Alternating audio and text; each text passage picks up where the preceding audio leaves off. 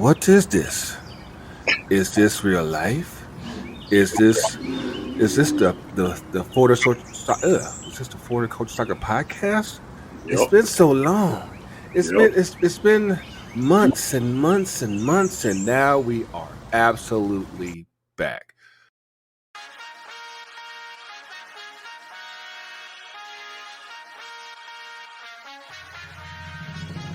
Welcome to another episode of Florida Coach Soccer Podcast for us, by us, still talk about the intersection of black culture and soccer. Got your boy here, Greggo here. Let me tell y'all something real quick. It's been a hot minute since we have been up on here, and we got a lot to catch y'all up on, and we got a lot to get into. But actually, for this episode, we actually got something special for y'all. We got a special guest coming up on the show in a quick bit to talk about DEI, CRT, MICKEYMOUSE. Like we got all of it. Alphabet boys, the alphabet boys. But joining us tonight is our main man, the OG himself, Coach Tony. Man, how you been, man? Hey man, just trying to chip away like everybody else, man. I'm trying to figure out my piece of the pie as usual, but I'm good. Great to be back. Yeah, trust me, I know all too well right now about trying to get that pie, and I'm like, yeah, we might have to go get our pie somewhere else. But also, are these Negro pies? How much has it got to be for these white pies? Please tell me y'all seen the movie Life. Oh man, yes sir. And also with us is our man in the MD, keeping the alphabet letters going, is Devin the dude. What's up with you, boss? Hey man, out here, we live, out here living, man. Like we all said, trying to get our piece of the pie, slowly but surely. Yeah, we are back, my man. Dog, it's been, I say, at least a good 3-4 months, and like, trust me when I tell you guys, man, like it's like, I think we kind of have to go back even further than that, because like it's basically been like the last 8 months where like we really have been just kind of just spotty at best as far as recording, and just, you know, life in like a sumbitch. Yep. like in so many ways. And but yeah, like things are finally starting to clear up.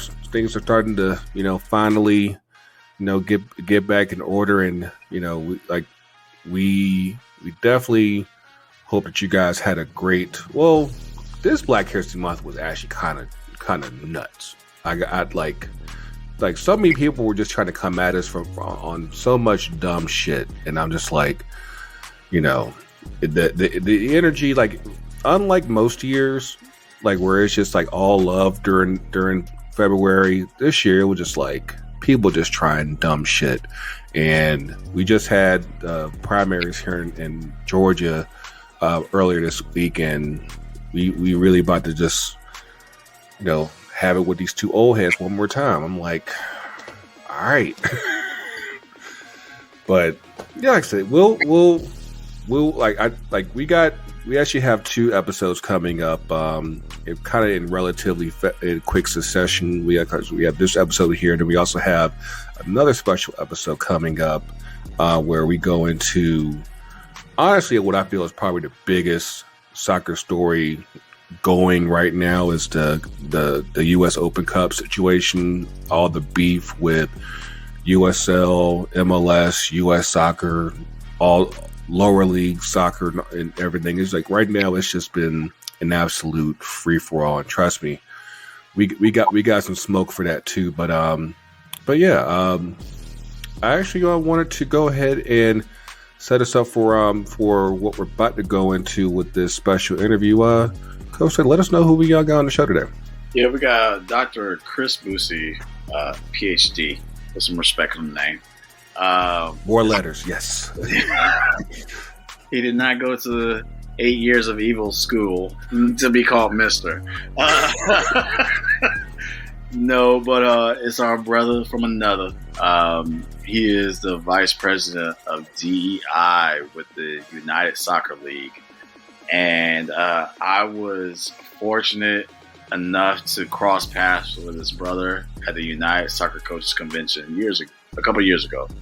And ever since then, we've had a friendship that has lasted, and we have been keeping contact. It's been like one of those things like, yo, bro, you got to get on the show, man. And recent events of what some of you might have seen in the current events recently with the University of Florida and how they are like, no, we don't care about people of color. Not really. They make it real hard to be a fan right now. That's all I can really say. Make it real hard. This gentleman right here, this gentleman down below, he loves a sport institution with their sports, whether everything, it actually kind of reminds me of you like. You do not get to talk, sir. You do not get to talk. Sorry. I have an important point here, like because it kind of reminds me of like, of course, the conversations that we would have about Chelsea and Liverpool and like how, like this is worse, bro. Trust me, I know, but like worse. You and like Real Madrid, like how you have to kind of reconcile their past and in some cases their present with whatever fandom that you have, because like it's because like I became a Florida fan like back like 92, 93. So like, obviously at that point the internet wasn't around. So like you didn't really know about the past like that unless you just had access to it. And then the internet comes about, you're able to just look at old pictures and stuff, and you see they used to play with the damn stars and bars on the damn helmet. And it's like, this is the same school? Like, what is who is this? And then, just in just, of course, Florida right now as a whole is a mess, but just seeing how the university has gone about, trying to dump all of their DEI, and basically, and of course, this interview's been pure. Of course, I've listened to like a little bit of it, but like this here, with Dr. Busey, it's like I'm glad he stood 10 toes down basically. Because I'm like, the way they're coming at him is like, nah, absolutely not on your life, and it's crazy. Just like it's like they're showing us who they probably were all this time, through all the, behind all the championship, there's still a shit ton of racism. And of course, if you've ever been through Gainesville, you ever been to Gainesville, like, ain't shit there. There's not shit there. One ain't shit there. But one thing that always just sticks out to me is like if you go down 75, there's like this gigantic Confederate flag. Yep. And there's a Shell station right by it. There's McDonald's right there too. There's a fence around it. You have the fence around it. Trust me, I see this every other weekend when I drive down. Like, it's and then wait, time out. You got Steve Spurrier's restaurant that's in Gainesville. Yeah. And you got a Harley Davidson there. Yeah. There's a Nike Town, or not? Sorry, they don't call it Nike Towns anymore. There's a Nike outlet there. Yeah. I mean, there's an F45 there too. If you want to get your workout on. I'm just trying. And another thing there is that for those of y'all who really know your Black history, just outside of Gainesville is a town called Rosewood. Rosewood. Please watch that movie. Ving Rhames. Yeah. Ving Rhames. Don Cheadle. Esther Roll. What's up in there? What's her name? What's her name is on it? Shit. What's her name? Talking about Squeak. No. Oh shit. Oh. I'm not gonna lose my black card. Please. No. Yeah, bro, man. No, I'm not gonna lose my black card. I'm about to find it on IMDb. I promise. I'm not gonna I'm lose. probably thinking the same person. Elise Neal. Yeah, No, bro. that's the role. No, That's the role. Yeah. Not Esther. No, what's her name is in it? I'm tripping, dude. Go ahead, continue. Talk some more stuff. But yes, how this town was over a false charge of rape. The white people in this town, killed essentially their entire black population and burned it to the ground. And it's crazy. It's when I think about it now, it's crazy they were able to get that movie off. Like that was still in the 90s. Yeah, like and for as progressive as we think things are right now, it's like the fact that we look back at it like they were able to get that movie off in the 90s. I'm like, of course, it's tripping me up. 1997. That was 1997. But it's that's not too far from Gainesville. So like the roots of racism in that area, they go deep. For me, like I'm not even gonna lie, like for Ving Rhames, like obviously he's been Mission Impossible and all that stuff. He's Artie's voice. We have the meats, we have the shits. But to be honest, like for me and my maturation in childhood and all that stuff, like Ving Rhames, like that Rosewood character always stood out to me as far as like his most iconic performances. Because like to see a black man standing there with a shotgun, like telling white folks like, "Step aside, butch." That's like, I mean, it's next to Django. You know what I'm saying? Like that's one of those moments where you're just like, we let him go off. I'm not thinking it is next to Django. Django to me is always in my top 5. Like, oh yeah, absolutely. Whether it's a comic book or not, I don't care. It's in my top 5. Top 5 alive. Shout out to Ringo. Django. Django is always in my top 5. Anytime a black man can whip a slave master, I'm always for that. So anyway. But yeah, definitely some great nuggets in this interview. Hope you guys enjoy it. Our man Coach is going to actually take the wheel during this interview. So yeah, it'll be him and Devin. I'll be back on the flip side after the interview, and we'll wrap it up with Greggo, I just gotta ask: are you planning to divest your interest into the University of Florida athletics? I don't think so. I don't think so. I actually haven't bought a Gator jersey in a hot minute. He's a company man. Wow. The only company I keep is FTCUTD. You were going to say another C word, honestly. He's a company man. The only company I keep right now is FTCUTD. That's about all I got. But yeah, on the flip, I'll be back for 2 Up and 2 Down. But yeah, enjoy the sultry voices of Coach Tony and Devin the Dude, and with Dr. Chris Busey, and yeah, stick with us.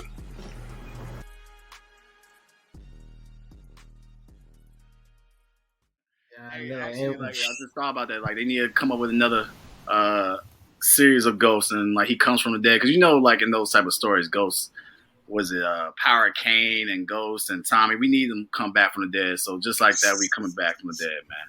Just like and we light skinned, so it's all the same. Cool. And then we got one that is accepted into the light skinned crew. We got our homie. Should I say doctor? Do I have to say doctor? Do I got? No, you ain't gotta say doctor, man. You sure? I don't know. Nah, you good, man. You good.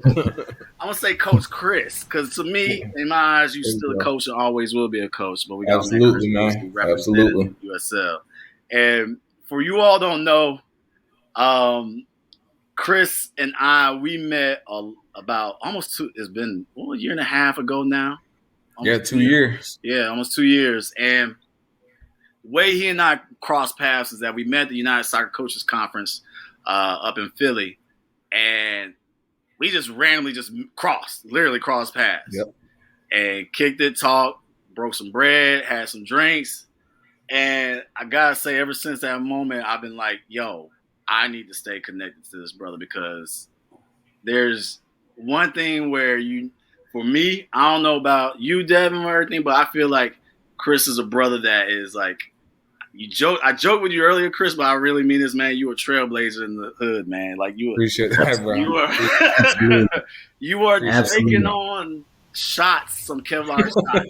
Let's just say to the minimum. But for you all don't know, Chris is now current VP of DEI at the USL, United Soccer League. And before you even got to that position, here you are, a brother from the States, right? Yeah.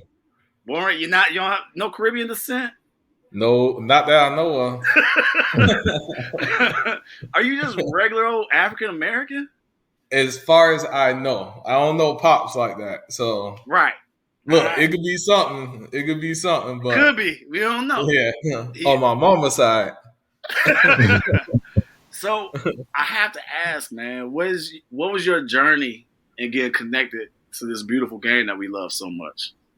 Yeah, man, it's crazy the way that, you know, fate works and the way that life takes its course. So I don't know if I've actually ever told you this, but I had childhood leukemia. Yeah, so I was diagnosed with cancer at the age of 8, and I was given 6 months to live. And you know, I went through chemotherapy for 5 years. And so at that time, you see, I was diagnosed in 92. And this is at the height of like the dream team, right? Right.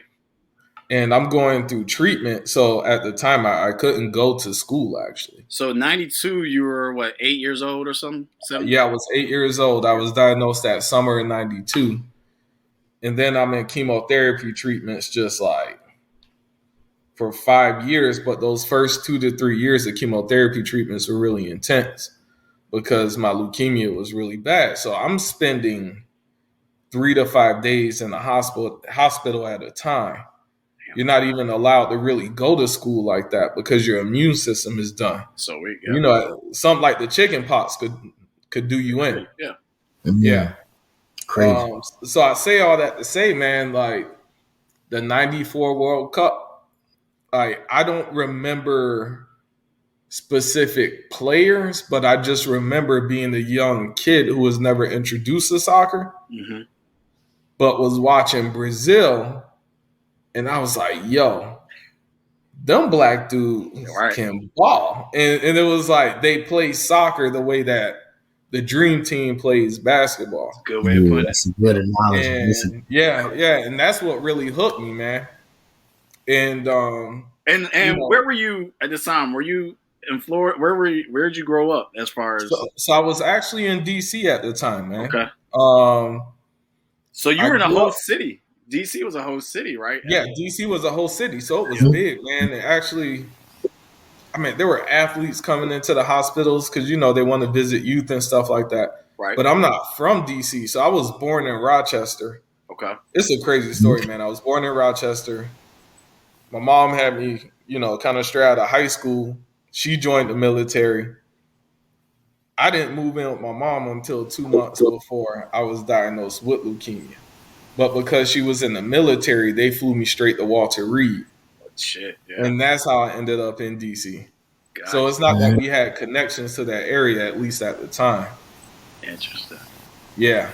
Huh. Yeah. So you got some Walter Reed. You got your Walter Reed bars. Yeah, man. Yeah, man. Yeah, early. Early. Yeah. So I mean, it was the 94 interesting story. The 94 World Cup was like your intro into like that passion. But so considering all your health issues as well too, like when did you start playing or anything like that? Yeah, I didn't start playing till like 10th, 11th grade, man. Okay. And I really didn't know what I was doing either. Yeah. Okay. Obviously, I was introduced to it on the street just, you know, through diaspora, right? Yeah. You know, your Jamaican homies, your Haitian homies, they play. But in terms of like truly understanding the game, I understood it in the United States primarily as a game that the suburban white kids played in my MAC program. Yeah. And in the off season, I didn't really want to run track because once I got my health back good, I was hitting the weight room pretty hard. I played youth football up until I was diagnosed with leukemia. Right. So I got back in. I didn't want to run track. I was like, yo, I'm going to give soccer a shot, man. And then from there, it was a wrap. Damn. Like, it was a wrap. So you gave up the pads for the shin guards, huh? Yeah, it was a wrap, man. I don't blame you. Because we had to protect that cranium of yours, man. Yeah. It's a big cranium of yours. You know what I'm saying? It's a dome, bro. It's a dome. It's a dome. Hey, man, as a fellow big cranium person, I feel like I'm allowed to. But there is someone that has surpassed your cranium size. The other host of this show, it's infamous. Greggo's head is like, you remember, was it last year when baseball started doing those large hats and people would wear them at the games and stuff like that? The reason why they started doing it is because they were like, yo, we got excess of hats ordered by Greggo. Here you go. So you cold, man. The size 8 fitted new era. Size 8, right? Yeah, size 8. Man. Hey, like that. It's always interesting though. But you bring up the fact that like '94 World Cup, and I think that like several people we've interviewed over these years that it's always a World Cup. That it's either a World Cup or FIFA that kind of like gets them into it. You know, as far as the black culture goes and everything like that. I would say like the first. Like at the time I was young, man, I was still into basketball. So like for my Make-A-Wish, I actually chose to meet Charles Barkley. Really? No, that's yeah. Like I was heavy into basketball, and so watching like the '94 World Cup, like again, man, I can't recall specific players at the moment. Now I can name, some of the players and the countries that were balling just because, retrospect, I have the ability to look at it now. But the first World Cup that I actually like tuned into pretty heavy was the 2002 World Cup. Like I remember watching bits and pieces of the 98 World Cup. Right. Mm-hmm. That 2002 one, I think that was in Korea. Yeah. In Japan. Yep. Mm-hmm. That was the one that I was like downstairs in the dorm with everybody just up early in the morning. Yeah. I mean, would you say the same for you, Devin? Like as far as like a World Cup experience was probably the. Same for me. And people probably know this, but first hints of soccer was definitely the '98 World Cup. I remember having that on the TV. I remember I was at a summer camp and like I didn't really know too much about soccer, but there were a lot of international, a lot of foreign people there. So like we had this big screen TV in like the summer break room, and they would have the World Cup on, and so like the whole camp was tuned into it. So I just always was just like, oh dang, like this must be a pretty big deal, to have everybody just so hooked like this. Yeah, and it wasn't basketball because that's of course all I knew at the time. Yeah. So of course I have vivid memories of the '98 World Cup, but then again same deal. Just growing up playing my homeboys in FIFA is really what got me hooked on it. That was where me and my homeboy Brandon, I was playing with my homeboy Brandon. He was always like, yo, I'm going to whoop you with Terry Henry. And I'm like, who is Terry Henry? I have no idea who Terry Henry is. Yep. And so, needless to say, I got my ass whooped, and then just, learning about the players, like, oh, this is a black dude, like, and you saying he's like the best in the world right now. Yep. So, I mean, needless to say, obviously that's where, the fandom came from, and I got hooked from there ever since, man. Just, seeing somebody just looking like me, a light-skinned dude, just taking over the whole world right now. It hooked me ever since. Yep. Yeah, man. I gotta say also that like that '98 World Cup, because I mean we're all in that same age bracket, but like I mean I was '94, like I remember because I actually visited my cousin in Chicago at the time, and Chicago was a host city, and like seeing it, like I didn't really get the gravitas of the moment of what a World Cup exactly. Yep. It's different, and even because obviously that's before the Olympics that came to Atlanta. And so in '94, I was 12, so I I didn't understand the gravitas of like, this is literally the whole world stopping and watching an event. And so to see that in Chicago, like, yeah, it was cool, but still, we were still struggling with soccer being shown on TV. You know what I'm saying? Like, that was still an issue. There were still commercial breaks during the game. People forget that. Like, there were still commercial breaks. And so I was kind of caught by it, but that 98 one, though, because where I was trying to be a collegiate athlete, because I was in high school at that time. I was freshman, sophomore, and basketball was my main sport too. And I'm glad you put that comparison. Like, yeah, that Brazil squad, they were the dream team. Yeah. Man. You know, like, I mean, and it also helped that Nike did a hell of a job of, bro.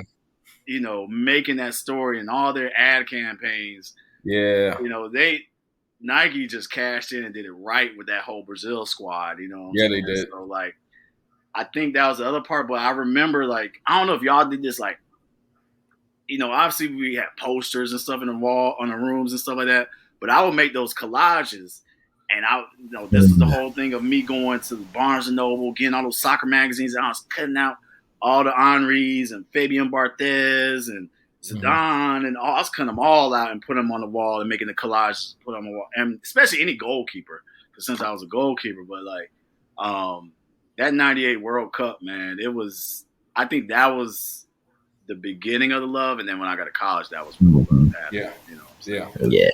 Yeah. College was the wrap for me on soccer. Like, that was like, that put a bow on it. Yep.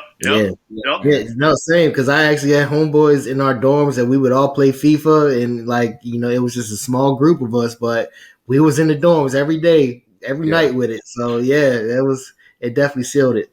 Yeah, man. So when you saw yourself getting in love with the game and everything like that, let's fast forward a little bit.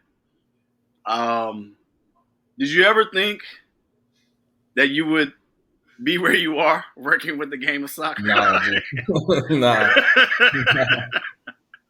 man. I mean, if you look at 10-year-old, all right. So Chris gets over the hump of leukemia. You know, you battle tested. Yeah. And you like, all right, I'm here for a purpose, right? But did you think that purpose would be working for better opportunities for people of color in the game of soccer? Did you ever think that? Man. Never. What was let's say 16-year-old Chris's dream at the time? What did you want to do? PG. I mean, this is an MA audience, but for your sake and your happiness, you know, for whatever you want to say, whatever you're comfortable with. Yeah, man. You know, 16-year-old Chris, man, like, when you go through like what I had went through, right? And you know, a crucial part of my story as well is I lost a cousin who was only 2 years older than me. You know, the gun violence as well.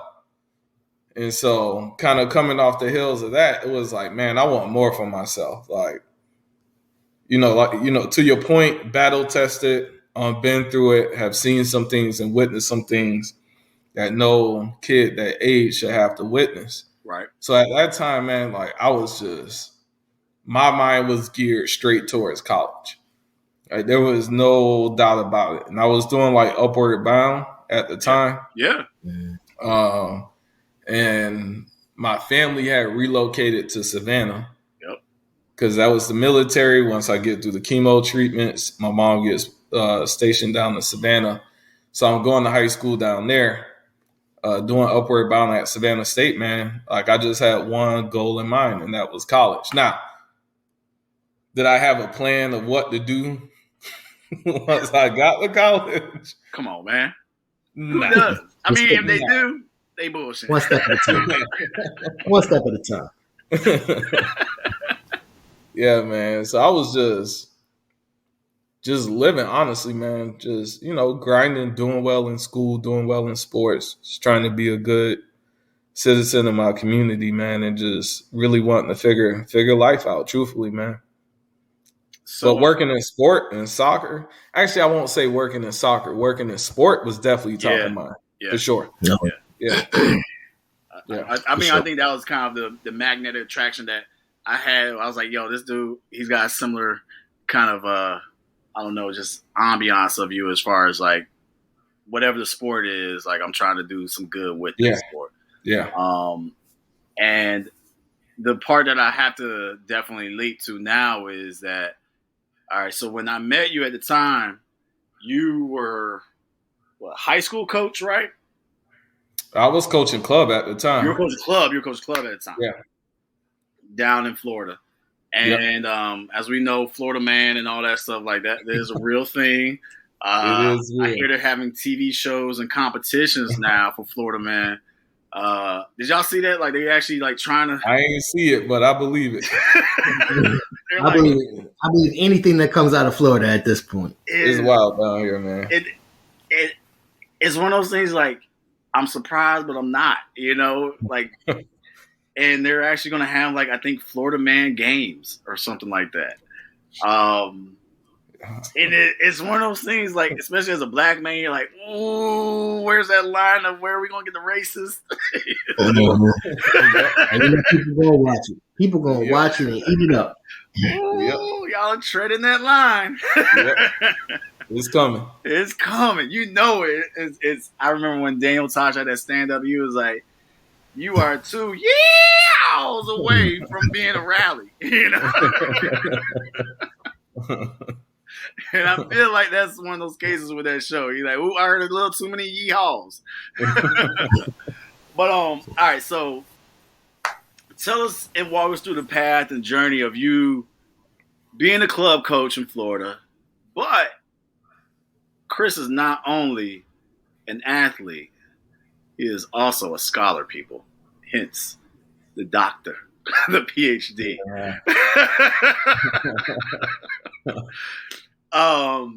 Walk us to you getting us to the point of where I met you, where you were, you know, professor at University of Florida, but also a club coach. How you got to that point in your life? Yeah, man. So I would say like right out of undergrad, that's when I started, you know, to kind of turn my interest towards coaching. So I did my undergrad at UF actually. Okay. Greggo, did you hear that, Greggo? Greggo is a Gator fan, just so you know. He didn't go to Florida, but he's a Gator fan. Hey, man, Florida was live when I was there. Now, it's a different story, not which I know we about to get to, but, you know, but you were there during the criminal years. Wait, no. You were right before.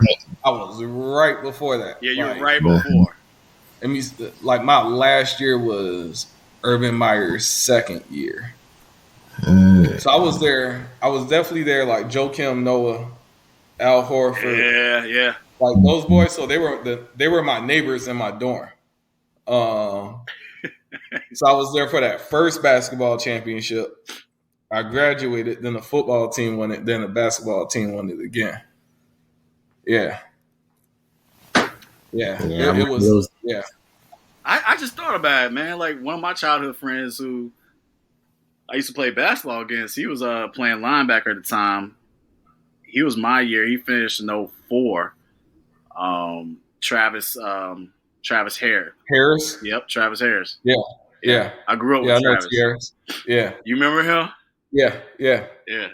Travis, with the locks, yeah. Yep. He didn't have him in high school. Travis, because he got Mr. Georgia when it came to football at Southwest DeKalb in Atlanta. In Georgia. Yep. I remember T. Harris. Yeah, man. Yeah, man. So you were right. So I would love to hear your added notes to the Netflix series that they did on that football squad. What was the Netflix? The Untold? What was it? Untold? The Swamp Kings thing? Yeah, it was very... Yeah. I plead the fifth. I plead the fifth. Because I'm sure you saw the little murmuring. I plead the fifth. Exactly. There's so many amendments to the Constitution. I can only choose one.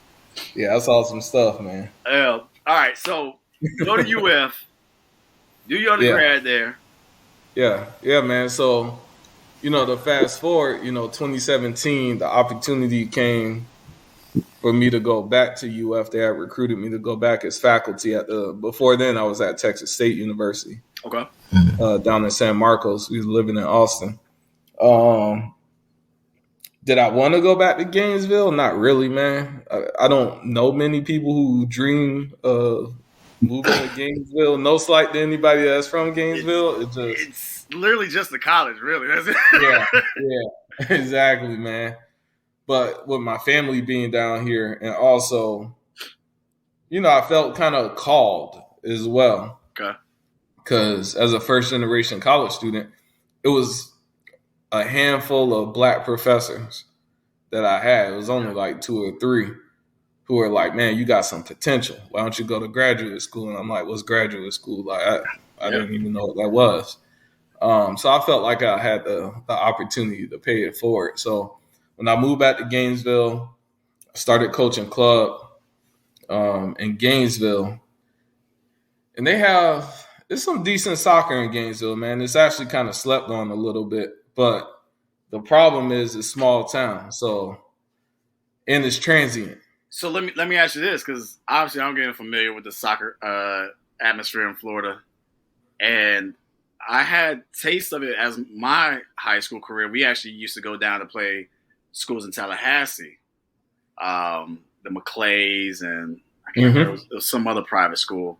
But every year we made a Florida trip, and so Tallahassee I got to see.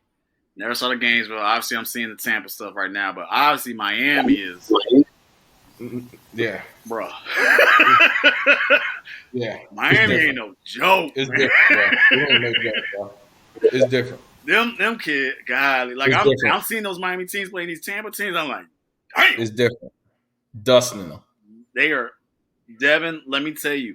And the thing about it, I always thought that DMV. I know you love that. But no, seriously, I thought DMV had was a hotbed of soccer, right? But at Miami, man, is different. It is different, But so how would you? On the scale of Florida, where would you rank the Florida talent as far as Gainesville goes? Obviously we got Miami number 1. Like a 2, 3. Really? Yeah. Interesting. Wow. Yeah. On the scale of 1 to 10? Yeah. Well, okay. I was ranking them like ranked, like gold, silver, college. I was like, okay, it's like that. No, man. That Miami makes sense. Okay. No. I would say Miami 1, Orlando 2, Tampa 3, Jacksonville 4. Okay. And then probably like a 7-8, somewhere around. Yeah, like a 7-8. Because you got the goal, you got the panhandle side. Yeah, there's some talent there in the panhandle side. Yeah, like I said, man, there is some decent talent there. One of the issues is that a lot of the families, they'll drive to Jacksonville or Orlando to go play for Craze Crush. Gotcha. Or Hugh Menzies' club. They'll go play for some bigger clubs. Because at the end of the day, man, like those clubs in Gainesville, they don't get into the ECNL system. They're just too small. Right. Like to build out that way for Girls Academy, ECNL, MLS Next. Yeah. Gotcha. So they have to, which I understand, right? Yeah, like it makes sense. Yeah, try and get seen. Yeah, exactly. But the girls that I was coaching, man, like we were getting them up to speed. Like we were beating at the time some of those pre-ECNL teams out of your bigger cities. Okay. And they was hitting up like some of the girls, after the games. You know how it is, like, dude, they hounds. They hounds, man. Yeah, man. They just hanging and waiting, man.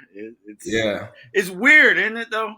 Like it is, man. You working in youth sports and you see that, and you're just like, this is weird. You're a grown up and you just waiting on the sidelines to hound and pounce and have out. It's something that I still don't feel comfortable with.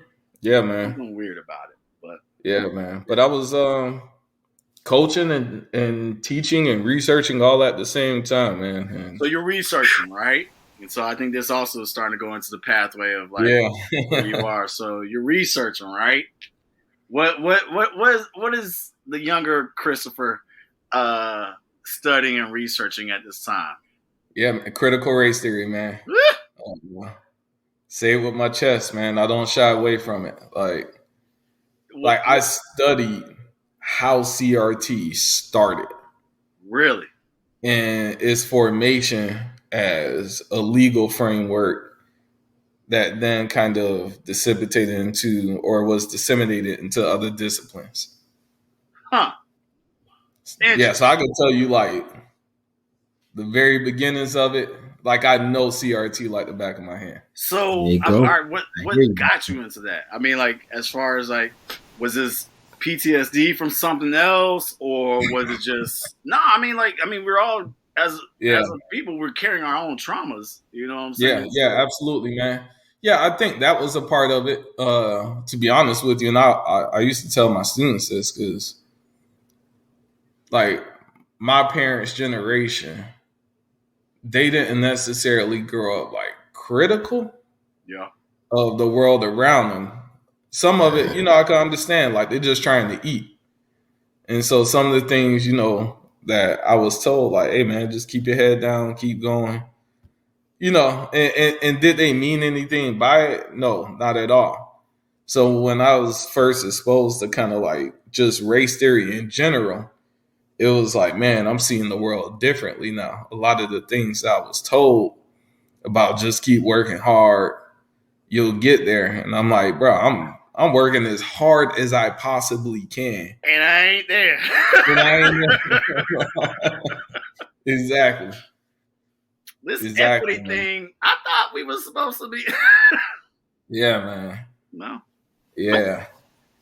So. Yeah. And I taught high school for a few years in Orlando too. Okay. In like a majority like black neighborhood. In Pine Hills. Were they so like seeing firsthand like the inequities, man, it just like you carry faces with you. You know what I mean? Yeah. Oh yeah, for sure. So this man is at the beginning point of critical race theory. And how does that parlay into you being a professor at Florida, like as far as what you're teaching there, and then your course choice of what you want to do and everything like that, and I guess the bouts with and also set the backdrop, because a lot of what we're painting this or having a discussion around is the last couple of weeks, it was news, but it's not news as far as where the University of Florida has decided to just get rid of DEI as far as their whole institution is concerned. And as someone who was a key player in this build-up, when I say key player, I mean someone who's been a part of that. It was, man. It was. Yeah. But I would say, like, walk us through that journey of being a professor at Florida at this time. Yeah, man. So the wild thing is Florida recruited me to go and teach critical race theory. It was like, we want you to bring this specialization. What year is this? This is 2017. 2017. Okay. Yeah, so they're like, we want you to bring this expertise. We want to grow this out. The first class that I taught at UF was Foundations of Critical Race Theory. Very first class. Doctoral seminar. 24 students, man. In the doc sim, like packed to the hilt, man. Students were hungry for it. So who's showing up in this class? Is a majority? I mean, obviously it's a PWI, but Oh, it's majority black and brown students for sure. Okay. But you definitely had a fair share of white students who was like, I want to get it in too. Like happened throughout the crowd. Okay. Yeah. So I ended up building out the way like my case caught the attention of the state. I ended up building out a whole doctoral program focused on critical race. It was called Critical Studies of Race, Ethnicity, and Culture in Education. And I had 2 core classes, CRT, and then another one called Theorizing Race and Racism. And that one was like Franz Fanon, Angela Davis, Black Feminist Thought, like a bunch of, like OG kind of perspectives on race and racism. Mm-hmm. And then I had a class called Black Diaspora Thought because I did a lot of research in Colombia as well. Okay. And on like the Black Lives Matter movement in Brazil as well. So I was like pretty much spread across the diaspora, bro. Okay. Of course, George Floyd is murdered. Everybody wants to get in on the courses. It's hot. It's hot hot. topic. Yep. But the thing that a lot of people don't talk about is the money that, and in particular, like the financial incentives that universities and corporations saw. Say more. They saw my classes and it was like Coca-Cola's hitting us up. X, Y, and Z corporations hitting us up.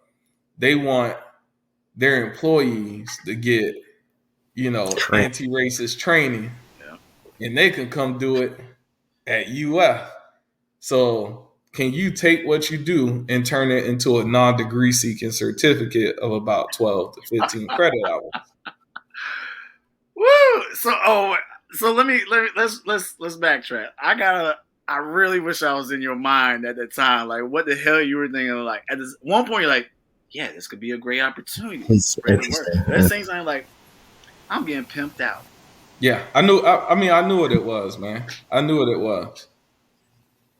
I knew exactly what it was. Damn. Yeah, man. But I'm putting students through this program, man. Like, man, I want to say I sat on like 52 dissertation committees in 6 years at UF. Because these are students just rolling through the class, man. So they take one, then they take the other class, and they like, man, I want to do the whole concentration. And so I'm just, man, I got like students coming through, man. And obviously, like, I'm about it because if they really want to dig deep and they want to get into the work, like, we could get it, man. Birthing a generation. I gotta ask this question because obviously I'm coming from an HBCU background. I don't know how it is at PWI as far as college. I know how it is like high school. But did you seek after like some of the black athletes, like, yo, your ass need to be up in my class type of thing? Like, yeah. Do that? Yeah, I tried to, man. It got very difficult, so they really started to put a shield around the athletes. So like one of my doctoral students had proposed actually an honors class. A 1 credit, bro. Not even 3 credit. 1 credit? Wow. A 1 credit, I forget what they call it, like special topics. And it had to be based around one book. And I want to say the first semester she proposed the autobiography of Malcolm X. Okay. And it was like that's lightweight. Yeah. That's junior high for me. they told her nope. That's junior high. I did that because they don't want bro. It is, but they don't want the student athletes to even gain, any sort of. You don't want another Colin Kaepernick. Right knowledge. Right knowledge. Yep. You don't want a Jaylen Brown to happen. You know what I'm saying? Yep. So exactly, bro. Exactly. Okay. Or Maya Moore. You know what I'm saying? Yep. They don't want that, man. Okay. All right. So they don't want that. All right. So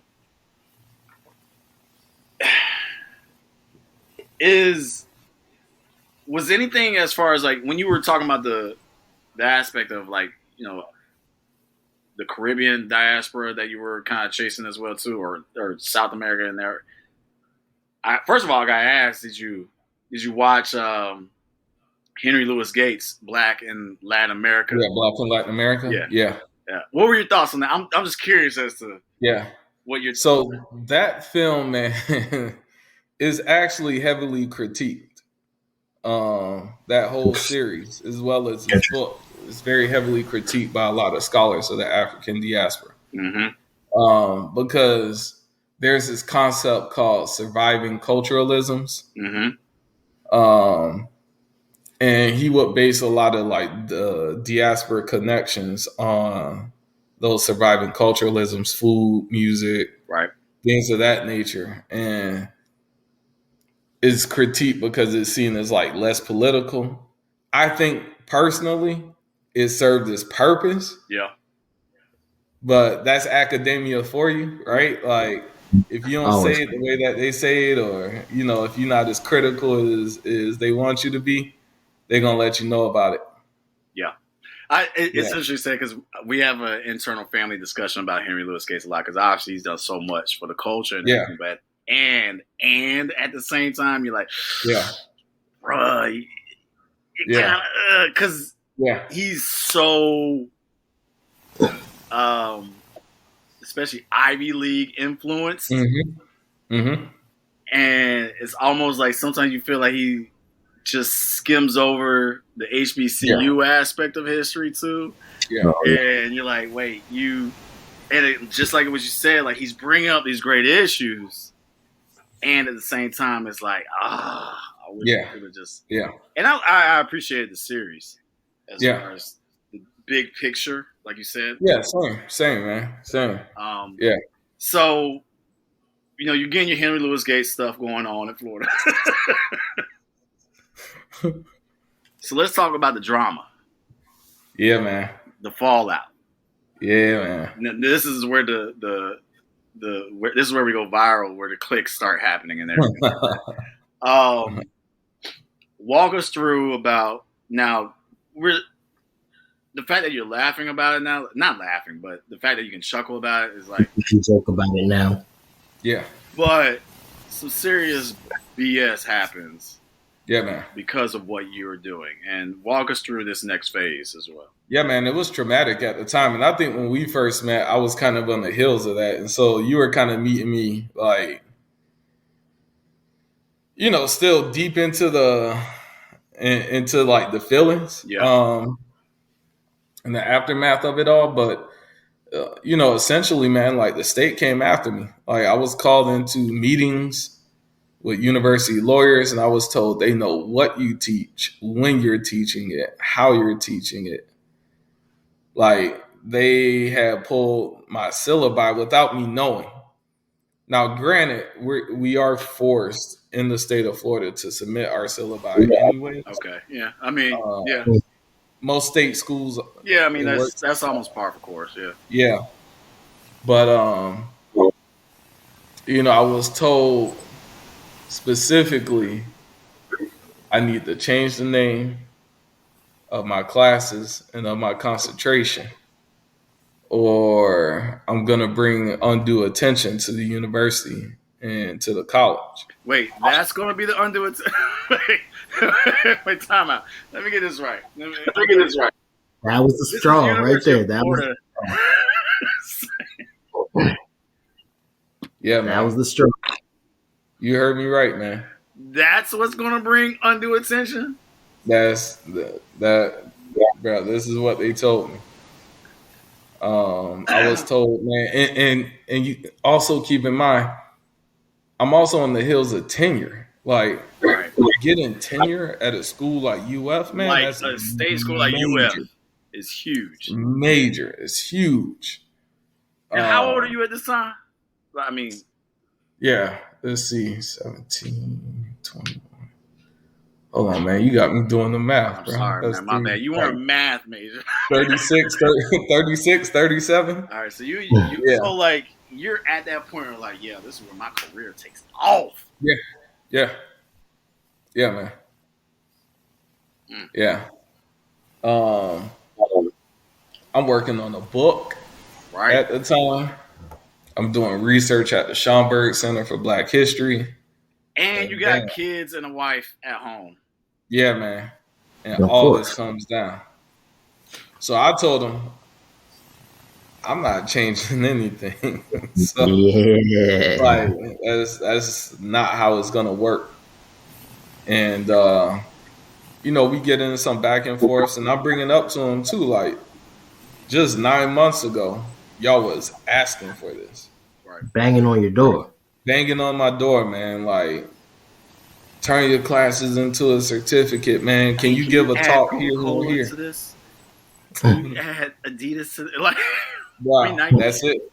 Yeah, that's it, man. And then me telling them no, and just like continuing to refuse to play their game with this. That's what caused like the whole national uproar. And so once the news got wind of it, that's when, bro, I remember that Thanksgiving. I'm getting calls on my phone. I don't recognize the number, so I'm ignoring them. Right. Of course. And I'm getting voicemails. Orlando Sentinel, Miami Herald, AJC. I meant like you name it. Not the AJC, man. Yeah, man. They're all like, they all got like hip to the grievance that the union filed on my behalf. Gotcha. Okay. That's dope. And that's dope. That story, man. I remember they told me it was like CNN wanted to enter, and I was like, nope. I was like, so for the record, you didn't do any major network interviews or anything like nope. that. Nope. Can I just ask why? Why? What was your? Cause man, I wasn't out there for that, man. Like I was just really just trying to like stand up for myself and stand up for. I don't know. I just felt called, man. Like, man, what would my grandfather think of me if I gave in to this, bro? Damn. You know, I just got chills thinking about that, bro. Like, our people fought for so much, man. And if I'm going to bend to them saying to change the name of a class, and I remember telling them, bro, this is before all the laws. So this is like a precursor, to HB7 and all these House bills. I remember telling them, I said, bro, first is going to be critical race theory. Then it's going to be culturally responsive teaching. Then it's going to be DEI. And I was like, I study this, man. Y'all think they just coming after CRT? Y'all got it twisted. Yeah. So I got an interesting question. Go ahead. Do you think that you were a martyr of the situation? It kind of turned into that, man. I didn't want it to be that.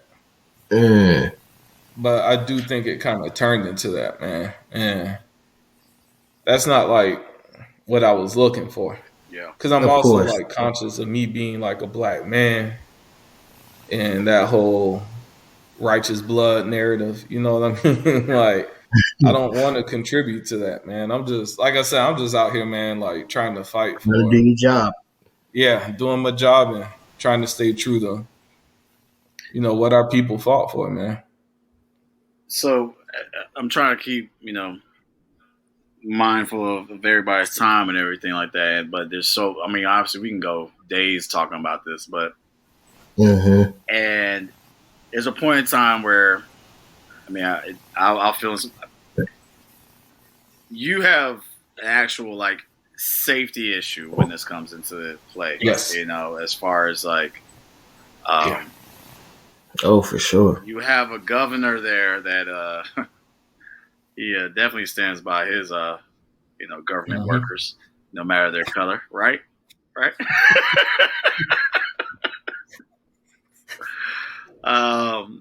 So walk us through that, and then if you can, try to transition to your next chapter. Yeah, man. Yeah, that's the thing. Like a lot of people don't realize, man. Like the day that story broke, like, man, I get goosebumps, man. I had class that morning. Like we come back from Thanksgiving break.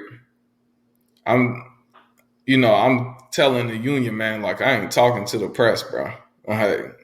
Because I know they just twist the words. Yeah. The day the story broke, man, it was so dystopian because I'm getting like texts from other professors, from my family, like, hey man, I just went to yahoo.com. And first thing, like they took my professional like profile picture. Like they don't ask you for these things. No, they don't. No. And hey man, NIL baby, NIL. Man, if I had an NIL contract, man, I would have made it. Man, I would be working at USL. I would have made some. Where's your NIL check, man? Bruh. Man. But yeah, man, it was so dystopian, man. Like, you see my face. It's crazy. Like out there like that. New York Times calling everybody, man. You know, it was at that moment, and to your point, some of it was safety related because we in Gainesville too, man. Like we're not in a major city. Mm-hmm. So you one street over from Yeehaw. Yep. Yeah, like we said, Yes, two, you get two. Yes, sir. You get two yeehaws. Yep. They on 3, 4, 5, 6, 7, 8. Yep. I mean, bro, Gainesville, man, like Rosewood is right outside of Gainesville. Yeah. Like, thank you. Rosewood is right there. Right there, man. Right there. So I knew I needed to pivot faster than what I was anticipating. I was considering the move into sports, but I thought it was going to be going through like the athletic department of a university. Yeah. Mm-hmm. So wait, whoa. You would have stayed at the institution? Nah.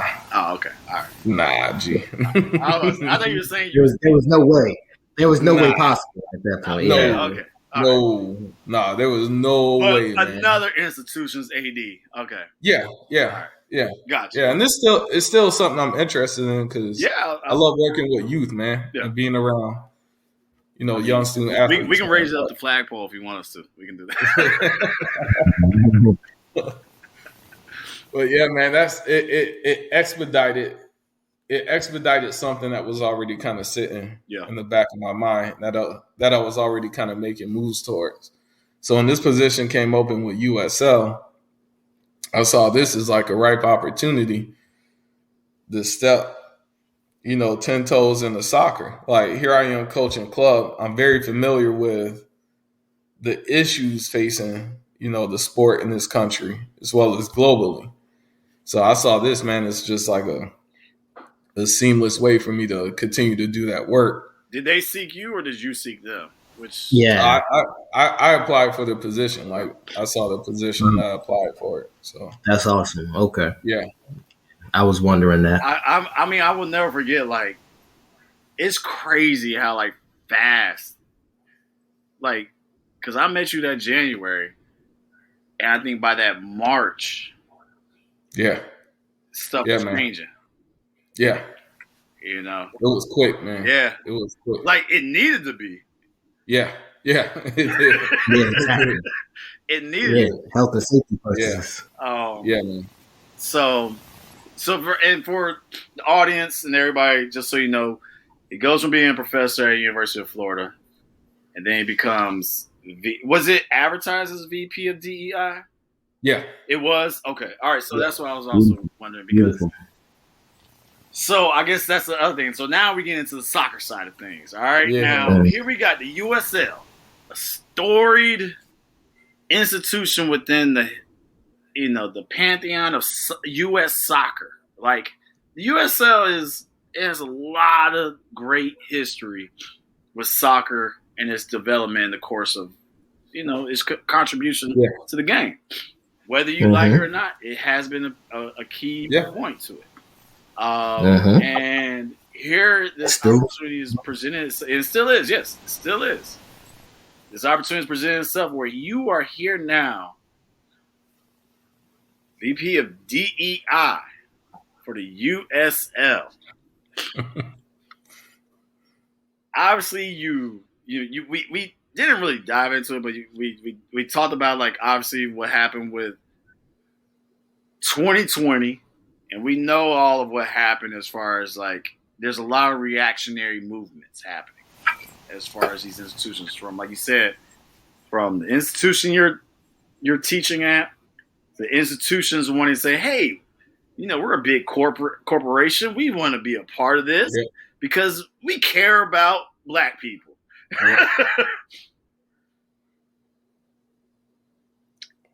Yeah. Now you're going to it. I don't want to lob stuff up too much for you. I don't want to speak for you, but is it the same shit, different toilet? I know exactly what you mean, man. I'll say yes and no, man. One thing about sport and soccer, and specifically, they know they need DEI. Mm-hmm. Like the research is clear. Like fans, USL fans, MLS fans, you name it, they over-index on studies of diversity, equity, and inclusion. Like fans say, this stuff matters to us. Talk about, wait. Actually, I'm gonna interrupt you. I as a host, I hate to interrupt you, but like, it's so.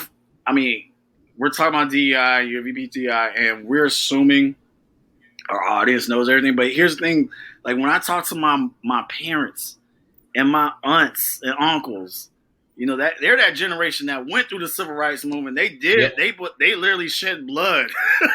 Yeah. But at the same time, they don't understand DEI and what it means. Yeah. So to our lay listeners, can you explain to what DEI is to them as far as like for a layman's term of what it is? Yeah, man. DEI has been around for decades. Like it just didn't start in 2020.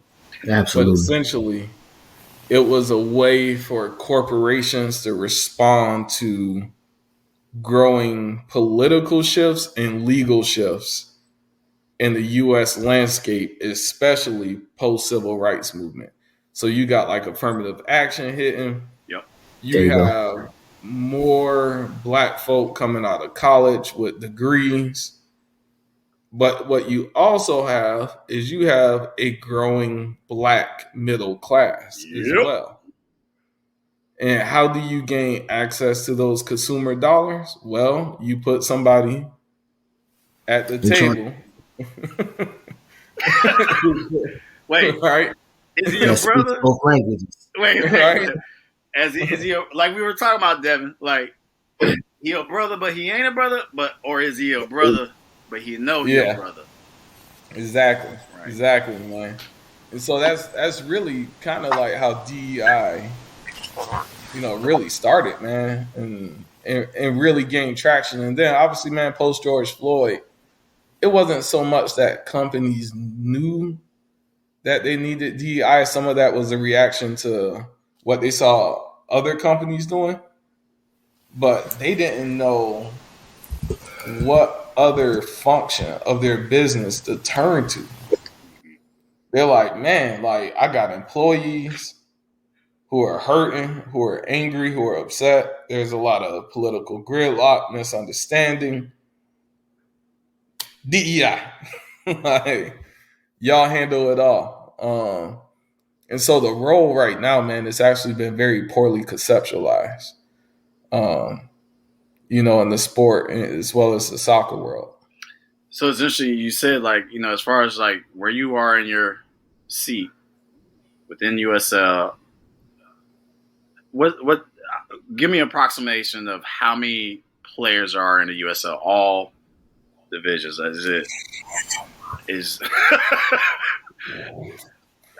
I can't even fathom that number because the town of Gainesville introduced women's leagues now too. Well, I feel like every week there's a new USL team being announced. Yeah, of course. Man, I was actually just looking at this data, and I remember taking a mouse on the Excel spreadsheet and scrolling like half an hour. But clearly. Yeah. When you talk about diversity, the USL should be 100%. At the forefront. 100%.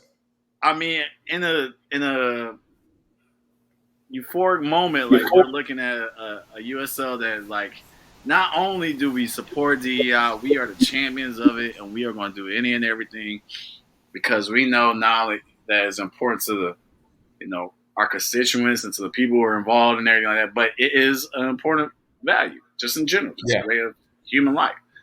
Yeah. Do you feel that? I gotta ask that. I'm putting it on the spot, bro. Put it on the spot. Yeah. Here's what I'll say, man. We have some clubs, and we also have some executives who do feel that way. Go. I don't think a lot of people have been given the intentional language and tools to understand how to turn that into something that's meaningful. Yeah. You know what I mean? Like what I first saw was the thinking of DEI is like what we saw post 2020, like, oh, we're gonna go to the blackest neighborhoods in the United States and we're gonna build mini pitches. Yep. And that's gonna help us solve our race problem. Like, nah, that ain't DEI. Do not get me started on that subject. That is not DEI. You hitting the heart on that one, man. Don't get me started on that one. But that's what a lot of stakeholders thought of it as. And this is where I'm like trying to educate them in my role. Like, no, it's not about that, man. Like, how are you building intentional pathways for Black people to own USL teams? To have a say and influence in the game. Because once they own the USL team, that means they're sitting in the meetings with other owners who have previously maybe never sat at a table across from a group of brothers and sisters. And now they have a say in the decision making of the direction of the league. So it's not even just about the ownership itself, it's about the influence. Like, how are y'all building pathways for Black folk to coach in this game? That's been my $1 million question. I say that because Chris, obviously, we met at United Soccer Convention, Soccer Coaches Convention. That's been my question since day one, because obviously you and I have tread the sideline, and we have always and continue to be the only Black coaches so many times. Yep. And we know how it is, whether it's club, high school, or whatever, rec, whatever it is, that we know that the representation is not there, not supported, or if it's there, it's we see it from the professional. Obviously, we talk about the professional ranks. Like, obviously, that's a key thing, but we know that to get to that professional rank, it starts from the bottom, and that support is not there. It's not.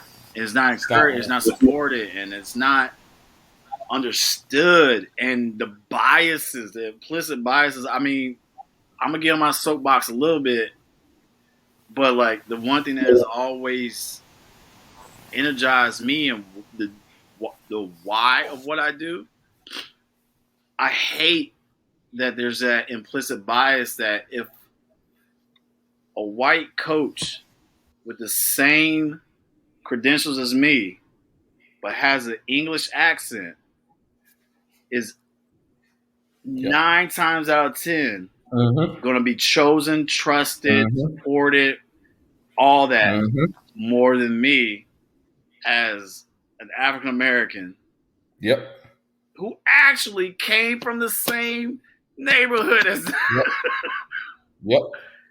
And so that's the thing that I don't understand. Well, I understand, but it's like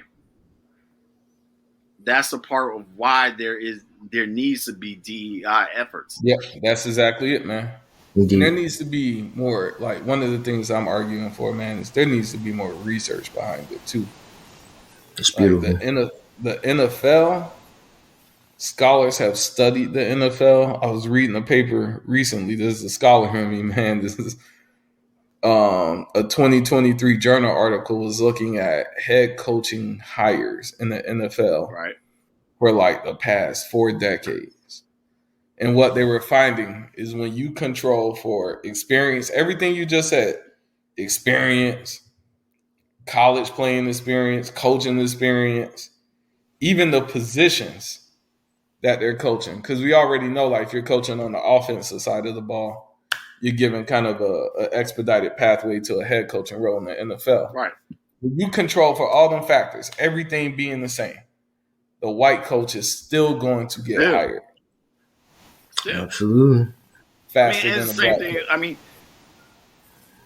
this is a whole nother topic. We could talk about but like it's like, we saw the pathway of black quarterbacks. And now obviously we're seeing like there's a shift, but there's still like, okay, you're still a player, you're a quarterback. Yeah, you might be athletic enough to handle a quarterback position, but still that doesn't translate to you being a person that can call a shot at the end of the day. Yeah. Or manage. They always try to shift into another position first. Yeah. Yep. Yeah. And that's the thing too, man. Like, who's looking at that young black midfielder and saying, like, man, you're gonna make a good coach one day? Like, I've never heard that. Exactly. Never. But it happens with a lot of white players. They put them on a developmental pathway immediately following their retirement. They start coaching the U18s, the academies, their youth teams, and then they matriculate right on up. Black coaches don't get that opportunity often, man. Absolutely. Jermaine Defoe was talking about this recently in the article. Ooh, Jermaine. Ooh, that's a great name right there. Ooh. Yeah, Defoe. He's clinical. That's a great name right there. I know the Arsenal fan, Devin. I was about to say, Defoe was nasty though, man. I actually had Tottenham Jermaine Defoe jersey at one point. I'm not even gonna lie. I did at one point. Them Defoe and Adebayor teams? Bruh. I mean, Defoe, like, even when he went to Toronto, like, I was, like, still a fan of his. You know what I'm saying? Like, I respect it a little bit more when he finally left, yeah. Defoe is clinical, man. Clinical. Yeah. Devin, that's why we need to get you on Drink Champs, the soccer version. So you really express your feelings. Y'all should do something like that, man. I've been saying it the whole time. I've been saying it the whole time. All right, so no, real quick, in your position, what would you say is like the thing that you're most proud of doing in your position, or like the thing that you've accomplished that you're the most proud of so far in your position so far? Yeah. By far, man, USL Forward, the program that kind of went public, maybe that was 2 months ago now. And I'll tell you in particular about that program that have 2 black women out of 5 coaches, like, be highlighted for the work that they've done, for their grind, out there getting their UEFA A, UEFA Elite, UEFA B licenses. And it's like, at some point, we know that the issue impacts multiple BIPOC communities, but when you look at black women in the game, absolutely, they're not given their opportunities, man. Not at all. It was us, and I say us because, I work with a small little team internally who understand what the issues are. It's like, nah, man, like, we're going to identify the best talent and we're going to get them their opportunities. And I would say easily, man, that's been like the most rewarding experience so far. It's beautiful. Amazing. Yeah, that's dope. That's dope. I mean, and I got to give a shout out to a homegirl, Stacey, when she is heading up the Tallahassee, squad. Yep. With my homegirl, you know what I'm saying, as far as Ashley Fontes, she's the owner, operator of them as well, too. Good people, great people, not good people, great people. Yeah, man. Sure is. I can't wait to see how that project starts out. We were actually talking internally, like, we need to take a road trip to go see, the beginnings of their season and everything like that. Let me know when you go, man. No, hey, culture. We might have an episode coming from that. I mean, we haven't done an away game series in a while, but that definitely is something that we've earmarked as far as Tallahassee. Outside of FAMU, there ain't nothing else there, right? You know what I'm saying? See that? T-Pain, does T-Pain even go back down there? I don't even think T-Pain claimed Tallahassee, man. I mean, he got a mansion in Wisconsin, right? No? That's a good one. There you go. It's classic, baby. Mansion in Wisconsin. All right, so start putting a bow on all this, everything like that. Mr. Or Doctor, sorry, excuse me. Doctor. Got some respect on the name. Respect it. Put some respect on the name. Dr. Evil, we call him Dr. Evil. So, same thing. Pie in the Sky. DEI of USL. I don't put you on the spot. I feel like this is a job interview type of question.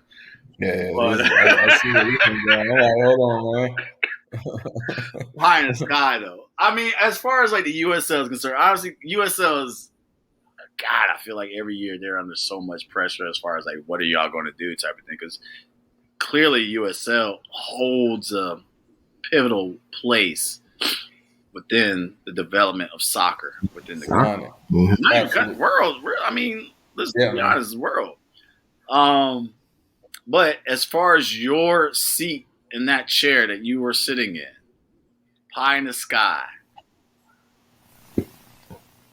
when you look back and step back, whether you're with them from a year from now, 5 years, 10 years, if you tomorrow say, fuck it, I quit after this interview because Devin and Tony are like,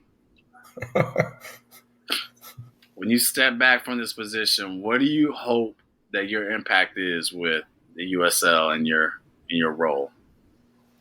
Yeah, man, I think it's like cliche to say that, you want to leave things better than how you found it.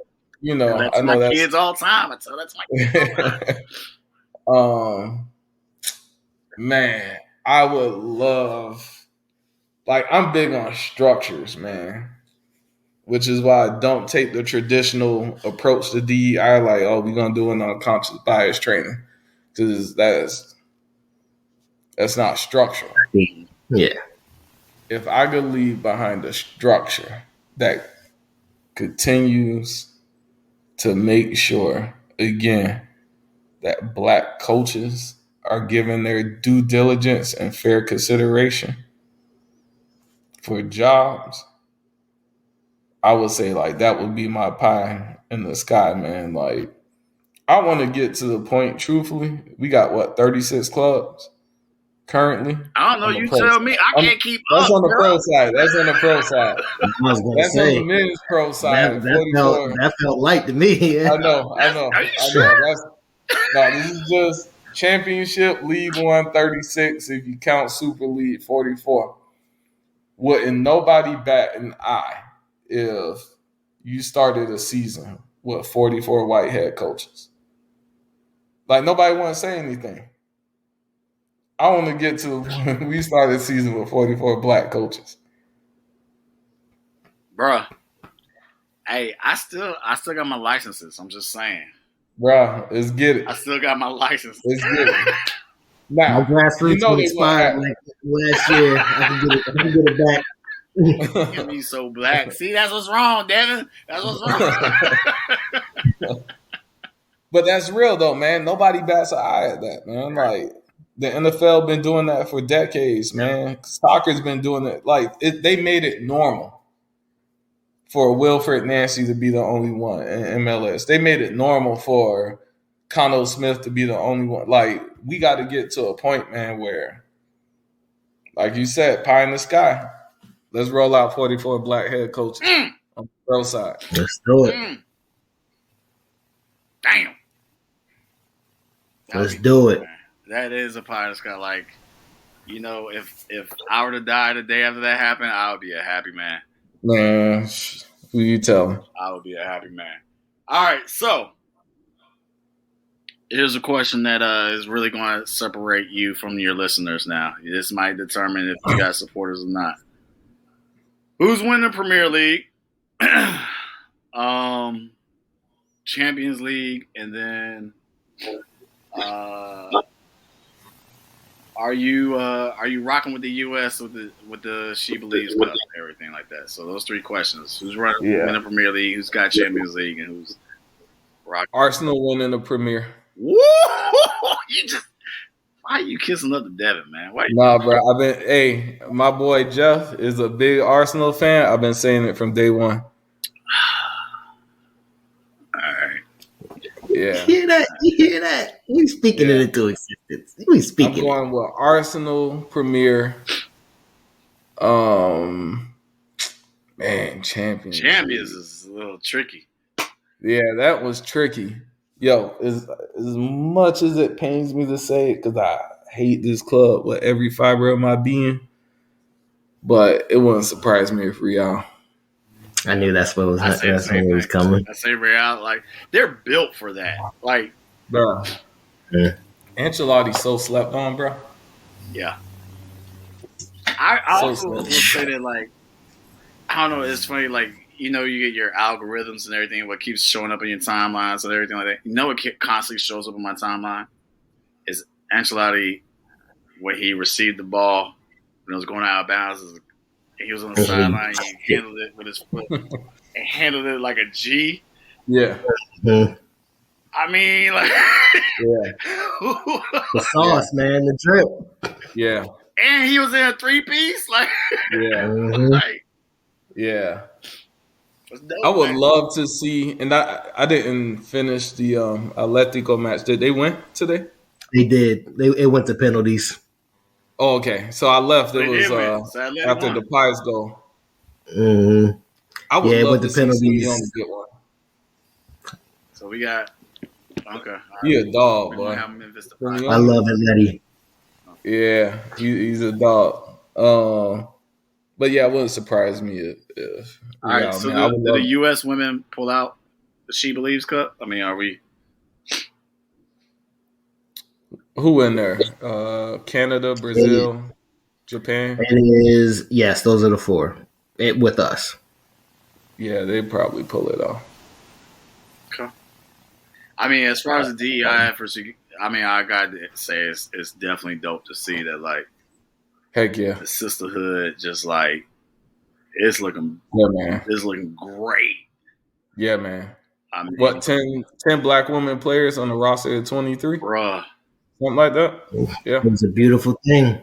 It is, man. It is. It is dope. And like, I mean, obviously you're a father to daughters and like who are in the game, and same thing with my daughter. Like, I'm like, baby girl, are you watching? Yeah, man. Please watch this. Yeah, man. This ain't normal. Yeah. But it needs to be. It's not. It's not. Yep. It ain't normal. I got my little daughter in my hands. We were watching the Atletico game. Had my daughter in my hands. 1 year old. She don't know what's going on yet, but we gonna get her there. She's going to. Sinking in. Sinking in, man. Yep. You know.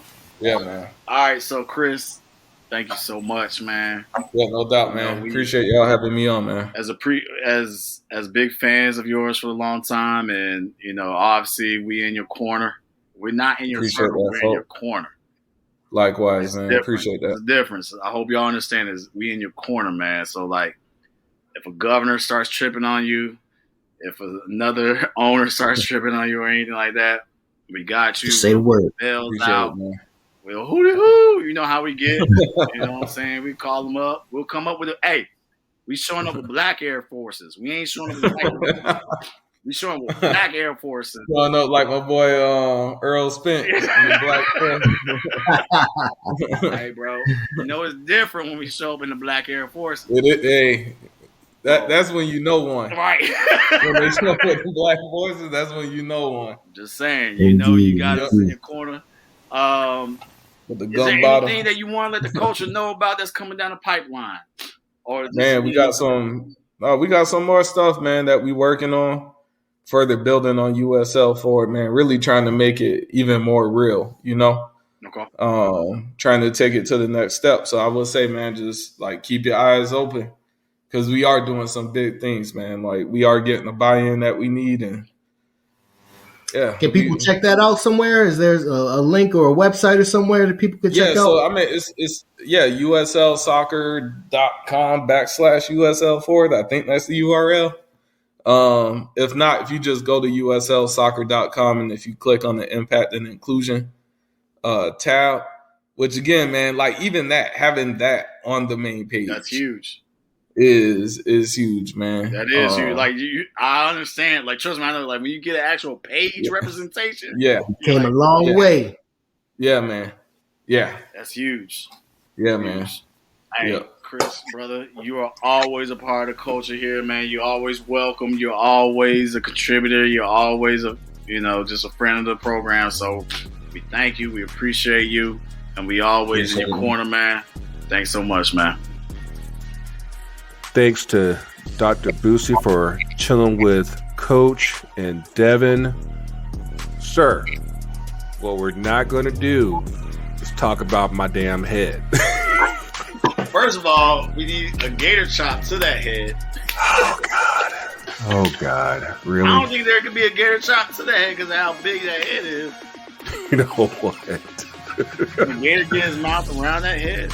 Oh, man. But Dr. Busey, he's definitely, like I said, he stood 10 toes down to the school and like. Does he stand on business, as the kids say? Absolutely. He did. He stood on business. On business. All the respect in the world to him, and hopefully stop. Like, of course, we've kept our eye on USL for a hot minute. We got the United Black Players with. That group with USL and definitely with everything coming up with the Super League and the W League. And yes, again, shout out to Coach Stacy, because yes, I don't know, are they moving to Tallahassee? Because I'm like, I know she got her like little compound down in South Florida. I'm like, right. I don't know if she would let that one go. I don't know what that plan is. But yes, we're hoping for good things, and yeah, we can get that trip down for the tally. I'll make that work. And our homegirl Ashley, y'all, we haven't had her on the show yet, but she's been flirting with the idea of being on. But Ashley is the owner and operator of the Tallahassee squad there. Like, Ashley is a former president of United Soccer Coaches. Good things are coming through that institution. So we gotta support that squad. Absolutely. So, do you want to talk about this now, or do you want to go and do two up and down first? Because we, like I said, it's been a long 4 months, but the past week, dog, it's been rough, dog. It's been rough. I mean, what can help me is I got a Bitcoin. Wow. I got some Bitcoin that can help you with that. I bet you do. I got a little. What was that, dog? I got a little bit left on my that Dogecoin. That Dogecoin. Yeah, that Dogecoin.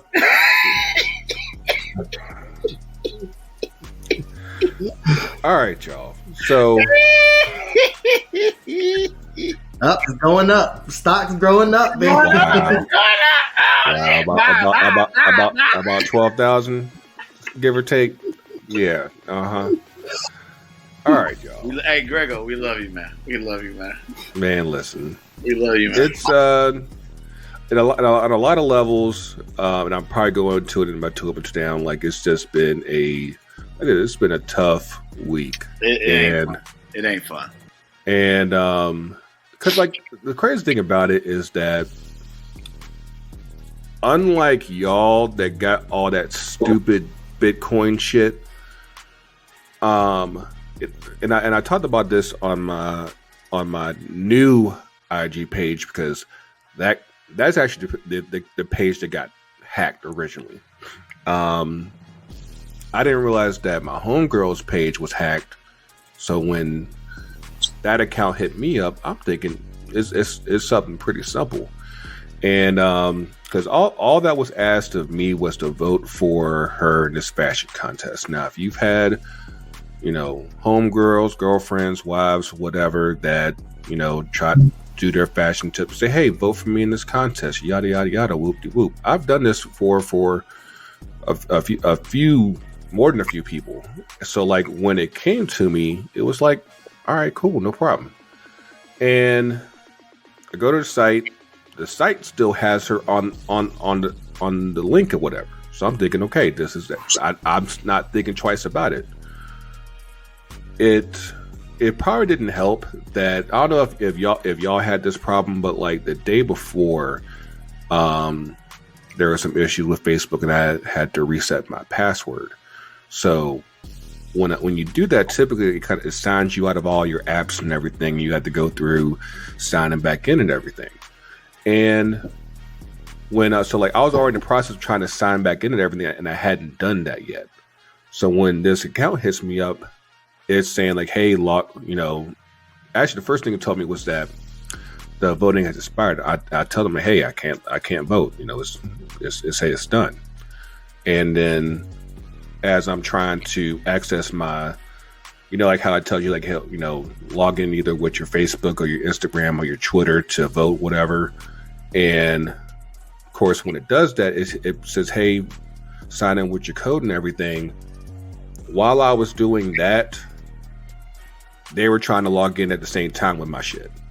And it allowed one of my approvals allowed them to get in, and they changed my contacts, changed the phone number attached to it. I was like seeing that shit happen in real time. It's like, get the fuck out of here. And of course, the way Facebook works, since they own both their site and Instagram, is like everything's already all linked. And so, yeah, it was like, yes, you're trying to, like, I remember like in real time trying to, move the FTC account over to a new email. And yeah, they snatched that shit right before I could do it. I was like, fuck. And it's crazy right now because my old IG account apparently is gone, but FTC is still up. And I don't know what's going to happen with that. We got our homegirl, Sky from Shea Butter. She got a cousin that works for Meta. They're trying to see what they could work out as far as recovering what they can. 'Cause I'm pretty sure my personal Facebook is up, and I'm pretty sure our FTC IG is up. But like my personal IG, that's gone. And of course I can't log into any of the FTC stuff except for Twitter. So yeah. And TikTok, because we kind of leave that one alone. So yeah, it's just been, actually I work in IT. Like, this is the kind of stuff that it's like, typically the stuff that you get like this is usually pretty obvious. The way that this one went down, it was so smooth. Like, it was so smooth. They took my number from my page and text me saying they're a Facebook square. I was like, damn, like, y'all just really were out here trying to get me. And it's like, why? But yeah. Greggo, So people just need to know, do you know what Disney princess you would be in, if it was up to your choice, which Disney princess you would be? Or I don't know. I mean, or based upon if you're, what's your sign? What are you? Scorpio. Scorpio, yeah. Because you're a Scorpio, you're entitled to being a millionaire now and having a yacht and everything like that. Apparently, my Bitcoin is up $12,000, and I think some of my homies, that's it. I think they got screenshots of like 20,000. I'm like, you know what actually bothers me the most? Actually, a couple of things bother me. One, oh shit, I just need one. Of course, when people, of course, I try to reach out to as many people that I'm in regular contact with, let them know, hey, my shit got hacked and everything. And so, of course, some of them, we are known to associate with a bunch of smartasses and everything. So they've been trying to chat with this mug that's been posing as us, and it's like, is this hacked? Like, no, I'm not. I'm like, first of all, y'all know I'm usually pretty good with my grammar and my spelling, and I'm like, all that when you saw like no am not, like, do you even know how to speak, my dude? Like what is really going on? Like if you're gonna be me, but like you just giving us all these red flags just right off the bat, saying like, nah, this ain't G, this ain't who we think it is. But yeah, like just going through all this and then work shit, it's just been a whole lot this past week just in itself. And yeah, I'm over it. Like I'm trying to hold off on having to create another Facebook page. I feel like that in itself is just stupid, but that might be what we have to do. When I'm just like, we need our FTC Facebook page back. I'd love to have the IG page back, but we do have new accounts up just in case. The same handler that we use on TikTok, the FTCUTD pod, we're now using that on IG as well.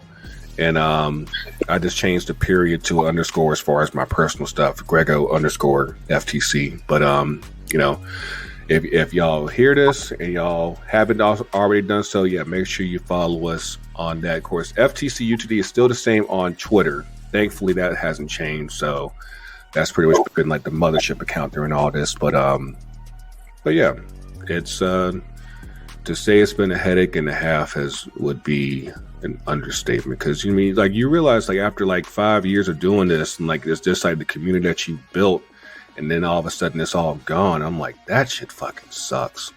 But we build again. But we do it live. Are we going to do it live? Do it live. Always. Of course, we have been busy in the meantime. Of course, thanks to everybody that's been that took advantage of the Kit Week sale up on ftcutd.com/shop. I got most of the name sets already out, and there were some bangers as far as the kits that came out both in MLS and USL. Like they're I have to give a shout to a team that I did not think had it in them to drop the heat that they did. The Wave San Diego. Oh my God! Like they fucking knocked that shit out the fucking park. I see you nodding, Devin, because like I said, you saw. I was like, whoa! They leaned up in that shit. Like, yeah, like that was pretty damn good. Like can I interject? I mean, I know it's off topic, but it's on topic. What's up? I was at work this past weekend on the fields and everything like that, and I was at pickup, and when the players roll up, and the Corinthians, Which one? The one with the Japanese letters. Yeah. Bitch, damn. Pickup. He rolled up and pick up in that. Damn. We got money. Bruh. Damn. When I saw that thing in person, I was like, oh shit. Even Bay was like, yo, whose jersey is that? Wow, that's tough. That's tough work. Damn. Yeah. That kid. I ain't showing up to pick up in that. Like I had kid envy for once. Like I don't have kid envy normally. Mm-hmm. But I had kid envy there. I was like, I want that. I need that. I have to get it now. I know you've been keeping your eye on the streets, Devin. Which kid you've been having an eye on? Oh man, too many come to my mind at one time.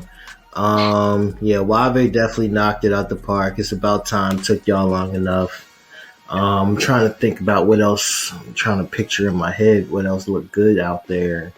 I'm having a complete brain fart off the top of my head. What about You know what? that Let's turn Minnesota to our one? friend. Yeah. I was gonna say Minnesota. I couldn't remember if I was looking at the right kid or not. Let's turn to our good friend Google real fast while we have some time. But yeah, while you Google that course, even though the sale's gone, you can still, with all the new jerseys that have come out for the new season, you can still get your jersey hooked up at ftcutd.com/shop. We're still out there doing the damn thing. We got, like I said, we've been getting a little jiggy with it. Like, even like for some teams who didn't necessarily, come out with drip. I'm looking at you, Bay FC. We still got we created some heat for y'all. So, something to dress it up a little bit. So can I get on a rant, please? What's up, man? Can I have a goalkeeper union? You don't like that new keeper kit in MLS? I'm just like, I hate to say it, like, I am the old man in the rocking chair, and I will rock myself to death. Please let goalkeepers have some creative control over these goalkeeper kits. I'm tired of these templates and everything like that. Like, please let goalkeepers express themselves. Like, let them have the creative energy, whether it's within the league, whether if it's within, I don't know what it is, but there's got to be something where you let keepers express themselves and stop dealing with these templates. I'm tired. Like, I'm not gonna lie, that was probably a quarter of the reason why I wanted to play keepers, because I would be able to be different. Mm-hmm. And I would tell you right now, working in these youth ranks, you work with kids, keeper is a punishment as opposed to something that they want to do. And so what better way to keep kids wanting to play keeper is like, yo, you get to wear some new that new you stand out in the crowd. We need a Jorge Campos back. I mean, there's a reason why he's on my wall. That man right there. But seriously though, like, it's done. Like, we're going backwards where everybody's got to be cookie cutter. Like, yeah, that's the part that always bugs me, because and of course it doesn't help, especially with MLS where everything is coming from one outfitter. So like it always looks the same. Like, you have very few opportunities where somebody can really stand out. Are there within each league? Like, you can cater to that. You do it with shoes. Why can't you do it with keeper kits? Because that's too much work. It's too much work. And shirts are cheaper than shoes and cleats to make. So, come on now. Come on now. Adidas, Nike, I'm talking to y'all. Joma, I'm talking to you. Not Joma. Yo, don't sleep on Joma, man. Don't sleep on Joma. What kits you peeping at, Devin? Yeah, indeed. So definitely forgot about the Chicago, the Red Stars. Their primary kit. That thing is absolutely fire. Shout out to all my Chicago people. And then I guess we can call them Seattle Rain. The Seattle Rain kit. They back. The navy blue with the gold and the original logo, the OG logo. The Queen is back. That thing is fire. You guys are going to be showing out in that. So those are definitely like my top two, like, that everybody needs to cop those. And Orlando has another kit as well that's different from the purple. That's kind of similar to the Wabe. The orange, that orange sherbet. So yeah, they stepped out of their out of their comfort zone with that as well. So hats off to them. Cool. I'm sure that we'll get into the Women's Gold Cup that just took place during our U.S. Open Cup episode. But yeah, like I will just keep that one real short and just say the U.S. women got kind of lucky. They got kind of lucky, especially with how they got smacked by Mexico. That was interesting. Hey, look, you just set yourself. That pack was coming. You set yourself up to be lucky. You gotta put yourself in a position to be lucky. Still gotta be in that position. That you know what, and that's always like the thing at the end of the day, especially with the U.S. It's like, for all the missteps, it's kind of like, yeah, but we won. But Greggo, you're missing the point, man. We the culture, man. Like, wasn't it a beautiful thing to see? Eight. How many black women on that field? 8, and it should have been 9. Shout out to me official. Like, yeah, it's a damn shame. Like, these knee injuries are crazy. Seriously, that is monumental and it's a beautiful thing. Love you, man. Whether they won or lost, I don't care. Like, that is huge. Yeah, like, yeah, they took a picture after the final. I was just like, oh, we coming. Oh, it's not we coming. We've been here. Now we finally getting the call up. So yeah, like I said, and it's not all of them because I mean, like I said, it's not even all of them. Let's think about it. It's not even all of them. Technically, they had Jaden playing out of position because she had her up front, but she's really a 10. Of course, you had me official who got hurt during camp. It's like hopefully she recovers pretty quickly. My Man United goalkeeper to get called up. Yeah. So we got Messiah Bright who just got traded to Angel City, who probably should have been the one that got called up instead of Alex. But like I said, we coming. Cook. Yep, Alana Cook. Like I said, trust me, coming. But yeah, we've been here. I'm trying to say we've been here. To take over, and like I said, next month she believes. Just keep your eyes and ears open because we should have an announcement coming from both us and our sisters over at Shea Butter FC pretty soon. Ooh. Shea Butter what? FC. Who are they? Shut up, man.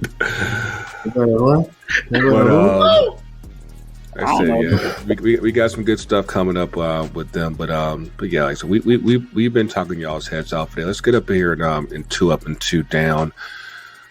The coach, young man, what you got?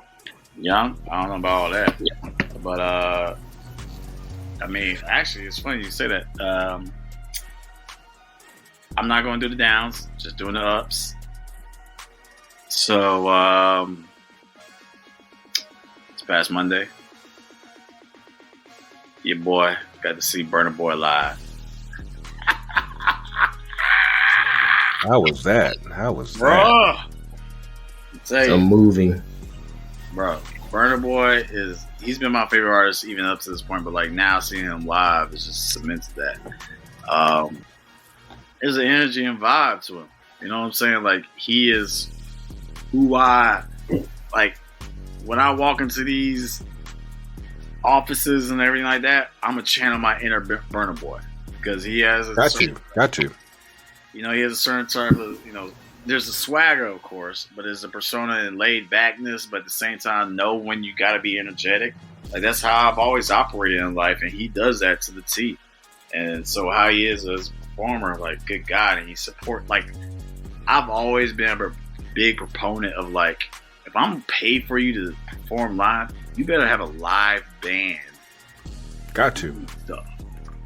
I'm tired of these, like, entertainers who don't have live bands. Like, I don't understand that. Like, why is that even supported? And so Burna Boy had a live band. He had, like, he constantly was supporting them and showing them. He's like, yo, give my saxophone man some love. Give the drummer some love. You know what I'm saying? Like, he had an orchestra. You know what I'm saying? Like, that's what it's about. That's music. That's artists. And so this was in Tampa.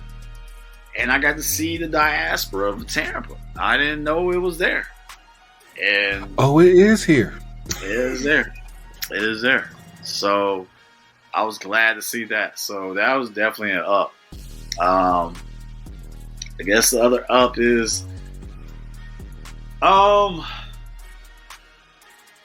baby girl just turned 9 recently.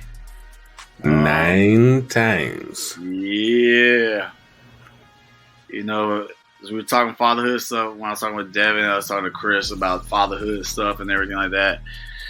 It's definitely a challenge, but at the same time, like, man, you wouldn't trade for anything else in the world, man. Like, it's I was listening to that part of the interview. Like, it sounded like Young Memphis is a equinologist. Equestrian. Yeah, so for her birthday, took her horseback riding again for the second year in a row. First year, I got bucked off, and I want to make sure it's clear that I got bucked off. Sometimes when she retells the story, she's like, yeah, my daddy fell off a horse. No, I did not fall off. That makes it sound like I'm not athletic or I'm not capable of riding a horse. I've been riding horses since I was 8 years old. I know how to ride a horse. I got bucked off because the horse stepped in the hole and it freaked out. And he started going like this. This was right after, if you remember, I just had my ACL surgery. Mm-hmm. Yeah, remember last year when I just had ACL surgery and everything like that? So at the same time, I'm like, yo, I'm on this horse. He's bucking. I ain't trying to get caught up. Let me throw my ass off. So that was last year. This year, the same lady who owns a horse farm, she was like, do you want to ride Shadow again? I was like, no. I don't want to ride Shadow again. Me and Shadow, we don't get along. No. But anyway, say that. Watching my daughter, she's 9 years old now. She's acting like a little preteen and everything like that. But she get too cool for you, man? She's just a trip. She's different. Like I even yesterday when I was picking her up from school and going to take her to practice and everything like that. And so, as you know, I was been in Atlanta, like every weekend it feels like it wants to rain just on the weekends. So she's had a lot of game cancellations. So I was letting her know, like, this weekend, baby girl, you got 2 games this weekend. We got makeups and everything like that. And so she's like, all right, yeah, daddy. I was like, so you know what that means? She's like, what? I'm like, well, I got to wake you up at 6 a.m. each morning. And you know what this girl said? She's like, daddy, I know you lying. I was like, damn. What? And she's like, I know you lying. I know when you lying, Dad. I was like, wait, excuse me? And she's like, I know we all have to get up 6 o'clock. She was like, my game is afternoon, isn't it? I was like, you pretty good, aren't you? You know what I'm And damn for sure, she knew. I was playing a joke on her. And it's just crazy that this little girl knows how I am when I'm joking with her. And I was like, yeah, I was lying. I was bullshitting her. Definitely was bullshitting her. She said she reading you. She reading you, dog. But as the second bonus or second up, I would say is the fact that continue this journeyhood of fatherhood. Love it. Wouldn't trade anything else for it. And obviously it's been a while since we podcasted and everything like that. But I'm always reminded of when Kobe's passing and Gigi's passing. How blessed I am to be here on this road with my daughter. It's something special. So, indeed it is, man. And speaking of the others, Devin, what you got, man? Yeah, man. First up, life is good right now. All the teams are firing on all cylinders right now. I mean, Arsenal boys, first place after this weekend, top of the table right now. Just won in the Champions League, making it to the quarterfinals. First time since 2010 that we've made it to the quarterfinals. I didn't realize it had been that long. I didn't realize it had been that long. I was like, yo, that's what happened when you keep on running into Barcelona year after year. Mm-hmm. Oh man, yep. But yes, Tony, David Raya, yo, actually, you know what? This whole week has actually been pretty solid for keepers. It really has, because you got to go talk about Alyssa Nair. Yep. Got to talk about Raya. Yep. Who was the other one that today? Oblak. Yep. Oblak. Yeah, it's been a keeper's week, dog. Yes. I'm not gonna wood. We'll see, because next thing y'all doing is shitting on keepers next week. I know. It's only a matter. I mean, hey, Onana hasn't done anything stupid in a while. Hey, actually, he made team of the week for FC 24. So yeah, you got 87 rating for team of the week on FC 24. Hearts and minds. We'll see how long it lasts. But anyway, go ahead, Dev. No, actually, yeah, speaking of Raya, actually, a lot of respect to him. He's been doing really well lately. Of course, always speculation is just about him joining in the first place over Ramsdale, and Ramsdale had an interesting game too. You know what? It was in the past. We MIB'd it. Men in Black, show the flash. Never happened. All right. He had a good. Other than that crazy goal he let through, he had a good game. Never happened. See, exactly.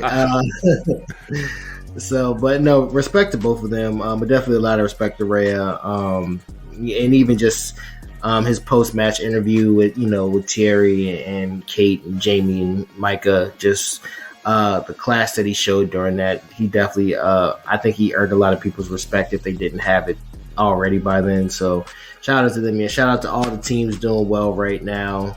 Arsenal, Tigres is doing good. They just advanced in the CONCACAF Champions Cup last night.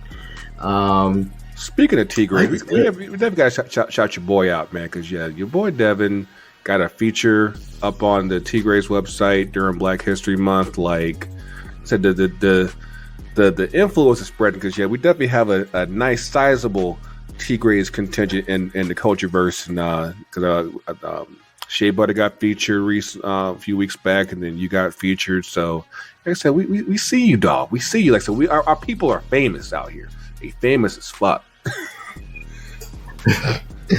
Love it, man. Just again, spreading the culture as always. So that's what I'm here for. That's what I want to do. If I can make somebody a fan, then I know I've done my job. What else? There is a certain job that just finally popped off, so we could talk about that. Yeah, we got employment. We're employed. It's good to be employed. God is good. All the time. Definitely started a new job, everybody. I am the director of community outreach for the Annapolis Blues NPSL team. Very excited for that. They've been working with the team for a couple weeks now, and we're gearing up for the season. So it's a good job. It's a good opportunity. Having a lot of fun. Happy to it was time for a change, and it was just I made the right move. I'm happy for that. You ain't got to do that damn commute no more. Huh? You ain't got to do that damn commute no more, because whoo. Yeah, no, the commute, it's funny because there actually is a commute, but it's actually a smooth ride. Right. Yeah. So it's still an hour commute, but it's straight through, and I haven't had any issues. I haven't hit traffic not one time yet going into the office. So shout out to that. Throwing on some podcasts, throwing on Shea Butters and the FTCs, and while I'm listening to that. And next thing you know, I'm there. So, very excited about that. Very excited about this season. We're going to do some good stuff. So looking forward to it. And if you're in the Annapolis area this summer, come to a game. Absolutely. I'm going to keep my 2 episodes short because, again, we're about to do this right back again for this U.S. Open Cup episode. So, first and foremost, here in Atlanta, Raheem the damn Dream. Let's go. Yo, Raheem Morris is the new head coach here with the Atlanta Falcons. And when I tell you I've been a big fan of this dude for a hot minute, because he used to coach down in Tampa, and I feel like he got a raw deal getting fired out of there because his offensive coordinator basically sold him out, and he was a straight up dick. But yes, I've been waiting for him to get another chance. Like he was DC out in LA when they won their Super Bowl a couple years ago, and it's just been a matter of time as far as him getting the opportunity to be a head coach again. He's still young as hell because I think he's only 46 or 47. It's this dude is good, and I'm hype as hell for him. Y'all know I ain't a big Falcons fan like that, but that move I was yeah, that's tough. Granted, you kind of had to pivot to that, and then they just signed Kirk Cousins, and I'm just oh, man. Matt Ryan 2.0. Worse. worse. Like, and then of course all the social media pictures that they'd already done with him with all the Dirty Birds ice, and I'm like, what are y'all doing? What are y'all doing? Like, I guess we couldn't have it all. You know, you couldn't go get Justin Fields, you couldn't go get Russell Wilson. You said, hey, we'll go ahead and get. I didn't want Russell. I was cool with Justin, but Russell, like, but Kirk is like the man showing you what he's done. Like, yeah, he is so funny. Like I saw Bomani Jones talk about it. It was like, is this not the most Atlanta thing? You're going to support the quarterback who knows how to choke when it comes to game of the line. Cam does great regular season. Like, he does great. Like, there's no doubt about it. But like, one playoff win his whole career. There you go. There you go. That's the one. And you want people to get hype on him, bruh. Dog, he is a first ballot Hall of Fame finesser. I've been saying that in the chats. I've been saying that on Twitter. I'll say that everywhere. First ballot. Yes, man. Finesse. I want his agent, man. Yes. Come holler at us. Come holler at FTC. Contact at FTCUTD.com. We listen. I'm in contract negotiations currently. I need his. Absolutely. That one playoff win was through the blown coverage too, if you remember correctly. Yes. Yep. There was some love Absolutely. in that shit. But yes, absolutely. I'm hyped for Raheem. I'm hoping that actually works out. I think it's still better than what we've had. Yes. Yeah. One down. Paul Pogba. He's been out for a hot minute. You know, even after he moved to Juventus, and it looks like he's going to be hot. He's going to be out for 4 years now because apparently he was doping of some sort, and he got popped on a test, and he is suspended from World Soccer for the next 4 years. And mind you, I think he just turned 30, so you're talking about he'll be 34 by the time he suspension ends. It's like it's an absolutely tragic end to what really was a sparkling career. You know, you have a World Cup winner, Europa League winner, U17 World Cup winner. Like, the man won everywhere he went, and it's just like that's how it ends. I mean, next to Messi, he was the next thing for Adidas as far as like their promo stuff. Yeah, he was brand name big, baby. He was signature lines and all that stuff, and now it's just over, and that's just wow. I can't wait till that Netflix series comes out. Unfortunate. Yeah, didn't he have the first one? I'm like, yeah. We definitely need a sequel. We need to follow up to that now. That Netflix series is gonna be dope. I'll tell you that. Yeah, that's just. It wasn't supposed to end like this. Not like this.